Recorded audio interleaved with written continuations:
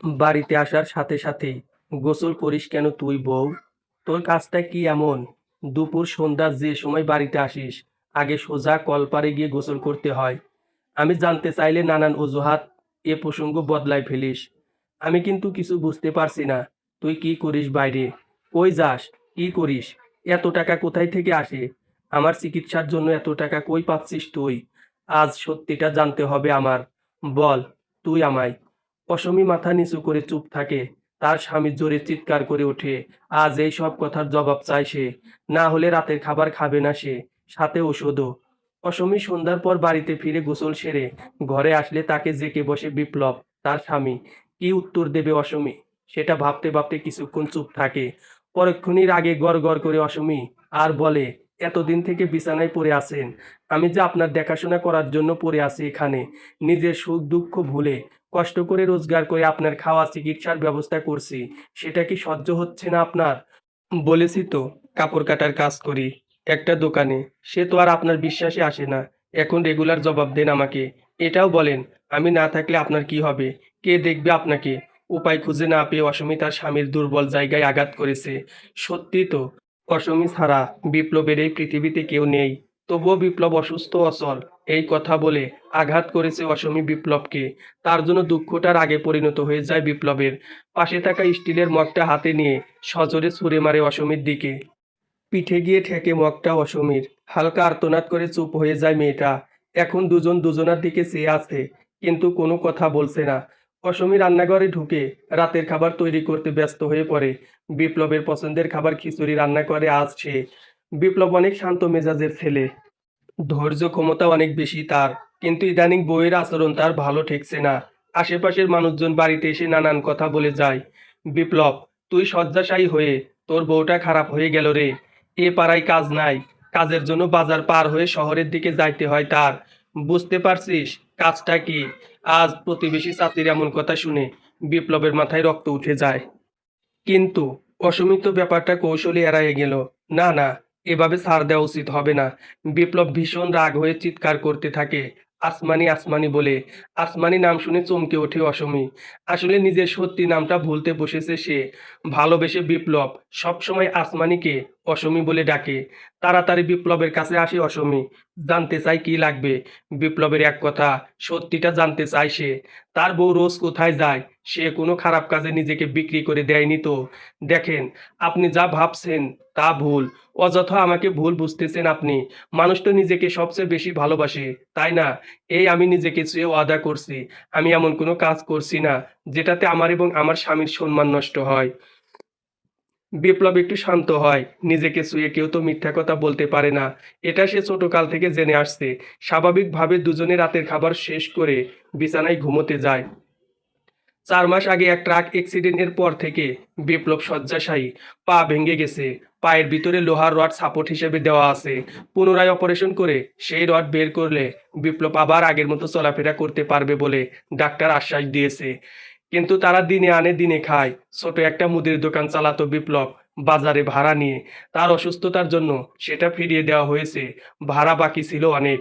তার অবস্থা দেখে দোকানের মালিক আর ভাড়া টাকা নেয় নাই, শুধু বলেছে সুস্থ হয়ে যেন আবার ফিরে আসে দোকানে। বউ, ও বউ, কাছে আয়, তোকে জড়ায়া না ধরলে আমার ঘুম আসে না যে। অসমী ছোট্ট বাচ্চার মতো বিপ্লবের কোলের ভিতরে নিজের জায়গা করে নেয়। ফুলের মতো সাজানো সুন্দর জীবনটা তাদের অকালে নষ্ট হতে চলেছে। অসমীর চোখ ভর্তি পানি। এত সহজে সে হাল ছাড়বার মেয়ে নয়। যেভাবেই হোক না কেন নিজের স্বামীকে সে সুস্থ করে তুলবেই। তার স্বামীর যেমন এই পৃথিবীতে সে ছাড়া কেউ নেই, তেমনি তারও কেউ নাই। তারা দুজন দুজনার। ফজরে ঘুম থেকে উঠে অসমী নামাজ পড়ে, বিপ্লবের জন্য চা নাস্তা জোগাড় করে খাইয়ে দেয় তাকে। হাতের কাছে প্রয়োজনীয় সব জিনিসপত্র, শুকনা খাবার ও পানি রেখে চেয়ারে বসায় বিপ্লবকে। তারপর ৮টা নাগাদ কাজে চলে যায়। অসমীর চলে যাওয়ার পথে চেয়ে থাকে বিপ্লব। খুব খারাপ লাগে তার এই পঙ্গুত্ব, অসহায়ের মতো জীবনযাপন করতে, বউয়ের কষ্টের টাকায় দিন গুজরাতে, একা একা বসে শুয়ে থাকতে। পাড়া প্রতিবেশীর কথায় কান দেয় না এখন বিপ্লব। তার অসমীর প্রতি পূর্ণ বিশ্বাস আছে, কিন্তু কাপড় কেটে তো হাজার হাজার টাকা আয় করা যাবে না, এ নিয়ে খটকা বিপ্লবের মনে। অসমীকে জিজ্ঞেস করবে, তারও সময় পায় না। আসলে অসমীর এই মায়া ভরা মুখটা দেখলে সব কিছু ভুলে যায় সে। ভুলে যাওয়াই স্বাভাবিক। তার মায়া ভরা ডাগর ডাগর আখি যুগল দেখলে বিপ্লবের আর কিছু মনে থাকে না। বিপ্লব, শোন, আজ দেখলাম তোর বউ শহরের নামকরা একজন ব্যবসায়ীর কাছ থেকে অনেকগুলো টাকা নিল হেসে হেসে। কোন কাজের জন্য মানুষ এত টাকা মানুষকে দেয় জানিস কি তুই? শুধু আমি না, আমার নাতিটাও দেখছে সে কি কাণ্ড। তুই এই খারাপ মেয়ে, মানুষটাকে ছাইড়া দে। জগতে মাইয়ার অভাব নাই। আর তুই মনে হয় এটাও জানিস না, রোজ এক ভ্যান গাড়ি আইসা তোর বউরে নিয়ে যায়, আবার সেই ভ্যানে দিয়ে যায়। প্রতিবেশী রহিমা চাচি আজও অনেক কথা বলে গেল। বিপ্লব সব মাথা থেকে ঝেড়ে ফেলতে চাইলেও পারছে না। আজ দুপুরে অসমে পরপর কয়েকবার বমি করতে থাকলে তার সন্দেহ দ্বিগুণ হয়। কারণ স্বামী স্ত্রীর মেলামেশা এখন তাদের নিষিদ্ধ ডাক্তারি মতে। বিপ্লবের মন চাচ্ছে এই মুহূর্তে উঠে গিয়ে অসমীকে পিটিয়ে তক্তা বানাতে। রহিমা চাচি তাহলে আজ সব সত্যি কথাই বলছে। এমন চরিত্রহীন নারীর সাথে সংসার করা হারাম, তার মুখ দেখাও পাপ। কিন্তু কি করবে সে? তার তো উঠে দাঁড়ানোর শক্তি নেই এখন। আল্লাহ, কেন যে তাকে এত বড় বিপদে ফেললো? আর সে শারীরিকভাবে অসুস্থ বলে বউ তার সাথে বিশ্বাসঘাতকতা করছে। প্রয়োজন নেই তার এমন বউয়ের। এর চেয়ে সে একা একা পড়ে থেকে মরবে, তবুও বউয়ের হাতের এক গ্লাস পানিও খাবে না। সন্ধ্যায় অসমী স্বামীর টুকটাক কাজ করে চুলায় রান্না চাপায়, তার রোজকার নিয়ম। সকালে ঘর গুছানোর সাথে বিপ্লবকে ঠিকমতো খাবার খাইয়ে ওষুধ খাওয়ানো ও ভাত রান্না করে কাজে যাওয়া। ঠিক দুপুর 12টা নাগাদ এসে গোসল সেরে তরকারি রান্না করে দুজনে একসাথে খায়, তারপর আবার কাজে যায়। অসমী আবার ফিরে আসে সন্ধ্যায়, এসেই গোসল করে আবারও। অসমীর সারাদিনের কাজকর্ম দেখলেই তো যে কেউ বলে দিতে পারবে সে কি কাজ করে বাইরে। কষ্ট যন্ত্রণায় অপমানে বিপ্লব কেঁদে ফেলে। অসমী ঘরে আসার আগেই চোখের পানি মুছে স্বাভাবিক হয়ে যায়। এ কি, আপনি কাঁদছিলেন কেন? ও কিছু না, পা ব্যথা করছিল তাই। কি বলেন, খুব ব্যথা করছে? ডাক্তার ডাকবো বলেন? না, তার প্রয়োজন হবে না। ডাক্তার আসলেই তো 1000 টাকা গুনে নিয়ে যাবে এই দরিদ্র মানুষের থেকে। অবশ্য বিপ্লবের সময় কিছু টাকা কম নিয়েছিল হাসপাতাল কর্তৃপক্ষ ও ডাক্তার। তবুও ঋণের সমুদ্রে ডুবে আছে তারা। এক পয়সাও জমানো ছিল না বিপ্লবের। যত খাটাখাটুনি দৌড়াদৌড়ি সব অসমী করেছে। দোকানে সব জিনিস বিক্রি করে দেয়। অসমীর একটা সোনার রিং ছিল, সেটাও বিক্রি করে। তবুও কুলাচ্ছিল না টাকায়। মানুষের দ্বারে হাত পাতা কিংবা ভিক্ষা করা শিখে নাই বিপ্লব ও অসমী। তাই কারো দয়ায় বাঁচতে চায়নি বিপ্লব। তখন মোটা অঙ্কের টাকা চড়া সুদে ঋণ নেয় তারা। এখন সেই ঋণ শোধ এবং স্বামীর চিকিৎসার জন্য হাল ধরেছে অসমী নিজে। আসমানি, একটু আগে বমি করলি কি কারণে? আমার পেটে ব্যথা করছে সকাল থেকে। খাওয়ার সমস্যা হয়েছে মনে হয়। অসমীর এই কথাটা মিথ্যা। আর বিপ্লব মুখে বিশ্বাস করলেও মনে মনে বিশ্বাস করলো না। রাতের খাবার খেয়ে শুয়ে পড়ে তারা। আজ আর অসমীকে কাছে ডাকে না বিপ্লব। নিজে থেকে স্বামীকে জড়িয়ে ঘুমায় মেয়েটা। আগেই বলেছিলাম বিপ্লব শান্ত ছেলে, তাই সে নিজের মাথা ঠান্ডা রাখে, পরিকল্পনা করতে থাকে। কিভাবে সে জানতে পারবে যে অসমী কি কাজ করে? পরের দিন অসমী কাজে যায়। দুপুরে ফিরলে বিপ্লব তাকে বলে, অসমী, আজ গাড়ি করে একটা লোক এসে তোর খোঁজ করছিল। আর কিসের জন্য যেন অগ্রিম টাকা দেওয়ার কথা বলছিল। কে সেই লোকটা? অসমী থতমত খেয়ে বলে, কে আসবে? আমার তো সেরকম কাজের জন্য পরিচিত কোনো লোক নেই যে গাড়ি করে বাড়ি বয়ে আসবে। আপনি সত্যি বলছেন তো, নাকি স্বপ্ন দেখলেন এমনটা? আমি মিথ্যা বলি না। হারামি তুই, রোজ কই যাস আর এত টাকা আনিস? মানুষ এত টাকা তোকে মাগনা মাগনা তোর মুখ দেখে দেয় নাকি? বিপ্লবের ব্যবহারে অসমী কেঁদে ফেলে এবং বাহিরে চলে যায়। বিপ্লব পরেক্ষণই শান্ত হয়ে বুঝতে পারে এই মিথ্যা কৌশলটা কাজে লাগলো না তার। অন্যভাবে এগোতে হবে। আর অসমীর সাথে আপাতত খুব ভালো ব্যবহার করতে হবে। সত্যিটা জানতে হলে আমায় অনেক ধৈর্য ধারণ করতে হবে। রহিমা চাচি, আপনি সত্যি কথাই বলতেন। শুরুতে আমি বিশ্বাস করতাম না, কিন্তু এখন ওই চরিত্রহীনার সব কাজকর্মে আমি প্রমাণ পাইছি। কিন্তু আমি নিজের চোখে দেখতে চাই অসমী কোথায় যায়, কি করে। এজন্য আপনার সাহায্য প্রয়োজন আমার চাচি। পান সুপারি খেতে খেতে লাল কালো হয়ে যাওয়া দাঁতগুলো বের করে বিদঘুটে ভাবে হাসে রহিমা বেগম। বাজান, এবার তো আমার কথা বিশ্বাস হইল। এই রহিমা বেগম কখনো ভুল কিছু বলে না। এর বহুত প্রমাণ আছে, বহুত। তুমি টেনশন কইরো না, আমি সব ব্যবস্থা করব নিজে। তবে চাচি, একটা কথা, এই কথা যেন আশেপাশের আর কেউ জানতে না পারে। মানে আমাদের এই গোয়েন্দা অভিযানের কথা। না জানার কি আছে? পাড়াপড়শি সকলে ছিছি করতেছে, বলছে বিপ্লবের বউটা শেষ নষ্ট হয়ে গেছে। তবুও চাচি, এ কথা যেন তিন কান না হয়। আমি কিন্তু কাজ শেষ হলে তোমাকে ভালো একটা শাড়ি কিনে দেব। শাড়ির কথা শুনে রহিমা বেগমের লোভ হয়। আচ্ছা বাজান, কেউ জানতে পারবো না, শুধু তুমি আর আমি। রহিমা বেগম গোপনে অসমীর পিছু নেয়। টানা 3 দিন পর জানতে পারে অসমী কোথায় কাজ করে। পথ হারিয়ে ফেলতো। রহিমার নাতিটা সে ভ্যান চালক, নতুন শিখেছে, ভালোই আয় করে ভ্যান চালিয়ে। জানতে পেরে রহিমা ছুটে এসে খবর দেয় বিপ্লবকে। সিদ্ধান্ত নেওয়া হয় পরের দিন তারা 3জন সেই কাজের জায়গায় যাবে। বিপ্লব মানসিকভাবে নিজেকে তৈরি করতে থাকে, তবুও তার মনটা খসখস করে। তার অসমী কি এমন কাজ করতে পারে?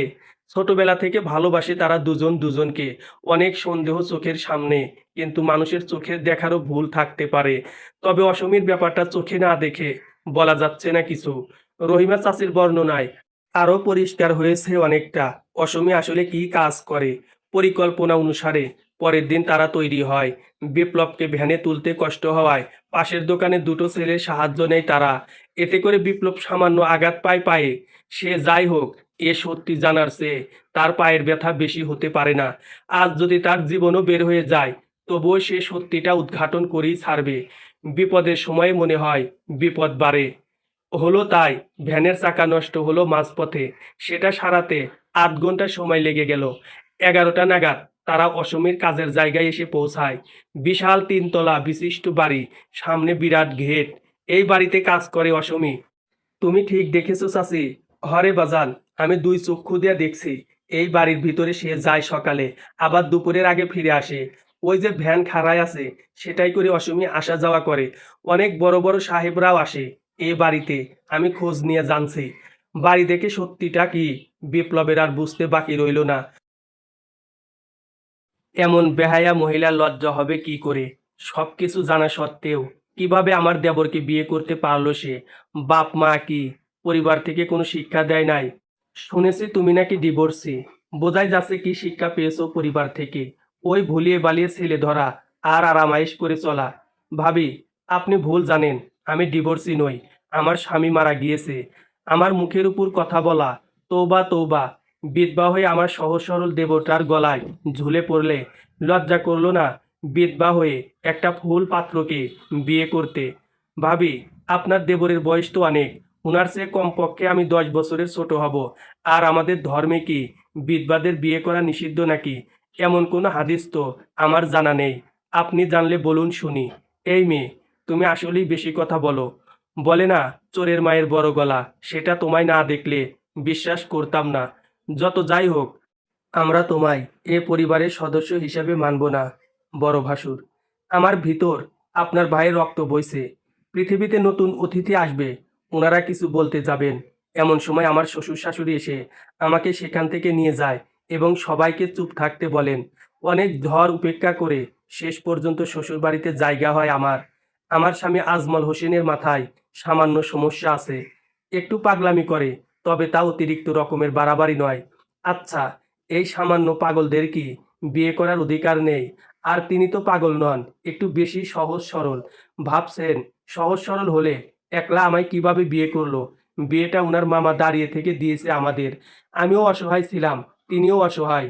দুজনে যেন একসাথে সুখে দুঃখে চলতে পারি, সে চিন্তা করেই মামা এ কাজ করেছেন। মামার বাড়ি আমাদের গ্রামে। আমার বাবা মায়ের মৃত্যুর পর ভাইয়ের সংসারে অনেক বড় বোঝা হয়ে গিয়েছিলাম। সেখান থেকে মামা আমাকে উদ্ধার করলে আরেক জগতে এসে পড়ি। বিয়ের পর 6 মাস আমরা মামার বাড়িতে ছিলাম। 7 ভাই তারা। বাকি 6 ভাইয়ের 6 রকম ব্যবসা আছে। একমাত্র তিনি কোনো উপার্জন করেন না এই সংসারে। তার জন্য সংসারের অনেক কাজ করতে হয় আমাকে। সবাই বড় ভাসুর ও ভাবির মতো না হলেও ওনাদের ভয়ে আমাদের সাপোর্ট দিতে পারে না। তিনি সারাদিন বাড়ির বাইরে বসে ফুল গাছের পরিচর্যা করতেন। ওনার এই একমাত্র কাজ। গাছপ্রেমী, নাওয়া খাওয়া নেই। সময়ে অসময়ে গাছের সাথে নিজেকে জড়িয়ে রাখে। বড় ভাবিদের অনেক অন্যায় অত্যাচার সহ্য করে 2 বেলা না খেয়ে শেষ পর্যন্ত আমাদের ছেলে সন্তান পৃথিবীর মুখ দেখলো। পরিবারের সকলে এসে দেখে গেলেও বড় 2 ভাবি ও ভাইয়ারা এলো না। এতে আমার দুঃখ নেই। ওর দাদা দাদি তো আশীর্বাদ করেছে ওকে, এই অনেক। আর সবচেয়ে আশ্চর্যজনক বিষয় হচ্ছে মানুষটা গাছপ্রেমী থেকে ছেলেপ্রেমী হয়ে গিয়েছে। সকাল আর বিকেলে গাছের যত্ন নিত, বাকি সময় ছেলের জন্য। আমাদের দুজনের মধ্যে ভীষণ ভাব ছিল, এজন্য অনেকে উনাকে বউ পাগলও বলতো। আমার তা শুনতে খারাপ লাগতো না। বেশ সুখেই ছিলাম আমরা 2 বছর। আমি আবার বিধবা হলাম। ভেবেছিলাম আত্মহত্যা করব, কিন্তু আমাদের ছেলের জীবনের কথা চিন্তা করে বেঁচে থাকলাম। স্বামী হারানোর শোক 1000 বছরেও দূর হবে না জানি, তবুও কয়েকদিনের মাথায় আমার সাথে ভীষণ রকম অত্যাচার শুরু হলো। সবচেয়ে ছোট দেবর সাহায্য করত, কিন্তু তিনিও বিদেশে চলে গেলেন সপরিবারে। শ্বশুর শাশুড়িও মুখ ফিরিয়ে নিলেন। সত্যিই তো আমরা বোঝা। জোরপূর্বক বাড়ি থেকে বের করে দেওয়া হলো আমাদের। এত বড় অট্টালিকায় একটা ঘর হলো না আমাদের মা ছেলের। শহরের দূরে বস্তির মতো একটা গ্রামে ঘর ভাড়া নিলাম। 10ম শ্রেণী পর্যন্ত পড়ার সুবাদে গ্রামের কিছু বাচ্চাদের পড়ানোর সুযোগ পেলাম, কিন্তু তাতে আমাদের সংসার কুলাচ্ছিল না। পাশাপাশি সেলাই মেশিন কিনলাম একটা কিস্তিতে। বেশ ভালোই রোজগার হচ্ছিল। মা ছেলের চলে যাচ্ছিল ভালোই।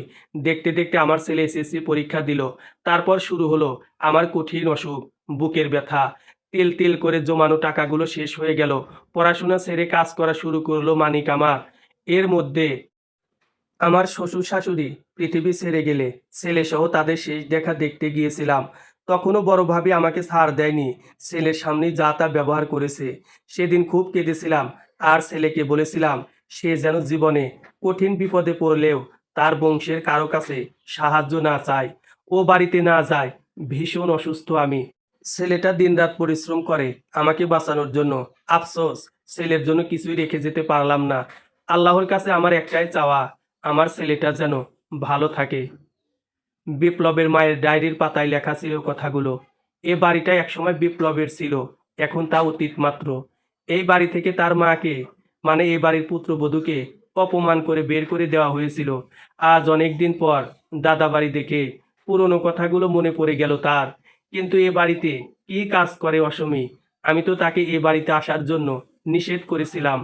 আমার মায়ের আদেশ আমি অমান্য করি নাই, কিন্তু অসমী এটা কি করলো? অসমী ভিক্ষা করলেও এতটা কষ্ট পেতাম না যতটা পাচ্ছি এখন এই অপমানিত হওয়ার বাড়িতে তাকে দেখে। বাড়ি চলো রহিমা চাচি। কেন বাজান, ধরবি না তোর বউকে? চাচি, ঘটনা কি পরে তোমারে বলবো, আগে আমারে নিয়ে চলো বাড়িতে। আমার নিষেধ থাকা সত্ত্বেও ও বাড়িতে কাজ করতে গিয়েছিস তুই বউ? তুই আমার মান সম্মান সব শেষ করে দিলি। এই বলে বিপ্লব রাগে গজগজ করতে থাকে। চুপ করেন, মুখে আলতো করে হাত রেখে। আমার কাছে আপনার সুস্থতা, সুন্দর একটা জীবন আগে, তাই আমি উপায় না পেয়ে সেখানে গিয়েছি। আপনার জীবনের মূল্য অনেক বেশি আমার কাছে মান সম্মানের চাইতে। এতদিন আপনাকে জানাইনি, কারণ জানলে আর কাজে যাইতে দিতেন না আমায়। সেজন্য সব গোপন রেখে কাজ করেছি। কিন্তু তোর কাজটা কি ছিল শুনবেন? কি কাজ? তাহলে শুনুন। ও বাড়ির বড় চাচা চাচি বিছানায় পড়ে আছেন, ভীষণ অসুস্থ। উনাদের ছেলে মেয়ে দেশের বাইরে ঠিক মতো খোঁজ খবর নেয় না। বিছানায় পড়ে কাঁদেন উনারা। কাজের লোকের ব্যবহার দিন দিন জঘন্য হতে থাকে। ভাইরাও খোঁজ খবর নেওয়া বন্ধ করে দেয়। সে সময় আমি উপস্থিত হই সেখানে একটা কাজের জন্য। খুব সহজে তাদের দেখাশোনার কাজটা আমি নিয়ে নিই। তাদের বিছানা, শরীর, ময়লা কাপড়, পায়খানা, প্রস্রাব সবকিছু আমি নিজ হাতে পরিষ্কার করি। এজন্য বাড়িতে আসার পর গোসলও মাঝে মধ্যে বমি করতাম। ও বাড়িতে গোসল করলে আপনি সন্দেহ করতেন, তাই বাড়িতে এসেও গোসল করে সন্দেহর হাত থেকে রেহাই পাইনি। আমার কাজ শুধু উনাদের পরিষ্কার রাখা। আপনার সবচেয়ে ছোট চাচা বিদেশে থাকেন, উনার সাথে কথা হয়, সব শুনে এই কাজের বিনিময়ে তিনি আপনার চিকিৎসার ব্যবস্থা করেন, সেই সাথে সব রকম সমস্যার জন্য টাকা দেন। বড় চাচা চাচি বিছানা ছেড়ে উঠতে না পারলেও আমাকে ভীষণ আদর করে, নিজের মেয়ের মতো। উনারা অনেক অসহায়, অতীতের ভুলের জন্য ক্ষমা প্রার্থী। 8 মাস পর পায়ে হেঁটে বিপ্লব বড় চাচা চাচির সাথে দেখা করতে যায়। পুরোপুরি সুস্থ সে এখন শারীরিকভাবে। ভাতিজাকে দেখে চাচা কেঁদে ফেলে, অতীতের জন্য ক্ষমা চায়, তার অধিকার বুঝিয়ে নিতে বলে। এ বাড়িতে তারা শুধু দুজন। বিপ্লব ও তার বউকে থাকতে বলে। সেই সাথে বলে বিপ্লব কতটা ভাগ্যবান এমন স্ত্রী পেয়ে। সত্যি, এমন ত্যাগ হয়তো খুব কম মানুষ করবে, যা অসমী করেছে তার স্বামীর জন্য। অসমী দিনের পর দিন যে কষ্ট করে স্বামীর চিকিৎসার ব্যবস্থা করেছে, কয়জনে তা করতে পারবে? কিন্তু বিপ্লব রাজি হয় না। তার মায়ের মুখটা ভেসে ওঠে বারবার। স্ত্রীকে স্বামীর ঘর ছাড়া করা কম কষ্টের ও অপমানের নয়। এ বাড়িতে থাকলে তার মা কষ্ট পাবে। তারও ঘুম হবে না। সে এখন যথেষ্ট স্বাবলম্বী। ছোট চাচার সাহায্যে একটা ছোট ব্যবসা দাঁড় করিয়েছে। বস্তি ছেড়ে শহরে ছোট একটা বাসা ভাড়া নিয়েছে। সে উল্টো প্রস্তাব দেয় তার ছোট বাসায় উনাদের যাওয়ার জন্য। অসমীয় সহমত স্বামীর সাথে বড় চাচা চাচি খুশি হয়ে তাদের প্রস্তাবই রাজি হয়। সমাপ্ত।